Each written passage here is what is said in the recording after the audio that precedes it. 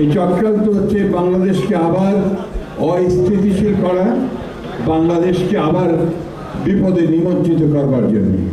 এবং বাংলাদেশের যে প্রতিষ্ঠানগুলো রয়েছে, যে প্রতিষ্ঠানগুলো এখনো বাংলাদেশের স্বাধীনতার সার্বভৌমত্বের ক্ষেত্রে, তার রক্ষার ক্ষেত্রে অত্যন্ত গুরুত্বপূর্ণ প্রয়োজনীয়, তাদেরকেও বিতর্কিত করে করা হচ্ছে। বিশেষ করে সেনাবাহিনীকে বিতর্কিত করা হচ্ছে।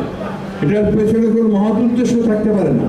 এটার পিছনে উদ্দেশ্য একটাই, ঠিক অতীতে ফ্যাসিস্ট সরকার আমলে যেভাবে বাংলাদেশের স্বাধীন সার্বভৌমত্বকে বিপন্ন করা হয়েছে, আজকে আবার বাংলাদেশের স্বাধীন সার্বভৌমত্ব যেন বিপন্ন হয়, আমরা যেন আবার অরক্ষিত হয়ে পড়ি।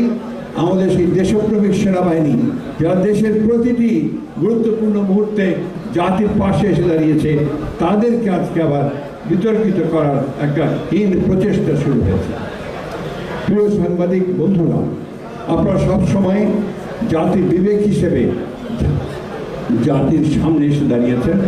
জাতির মুহূর্ত, বিপদের মুহূর্তগুলোকে আপনারা অতিক্রম করে জনগণকে সঠিক যে সংবাদ, সেই সংবাদ দিয়েছেন, তাদেরকে সমৃদ্ধ করার চেষ্টা করছেন। আজকে আমাদের প্রত্যাশা সেইখানে যে আপনারা আবারও সেই একইভাবে আপনাদের সেই ভূমিকা পালন করবেন।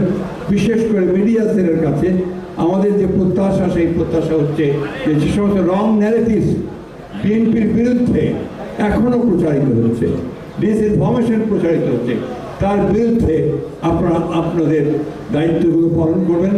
গোটা জাতি রুখে দাঁড়াবে। বাংলাদেশকে এই অস্থিতিশীল করার চক্রান্তের বিরুদ্ধে আমরা সবাই এক হয়ে কাজ করব, এইগুলো কাছে আমাদের প্রত্যাশা।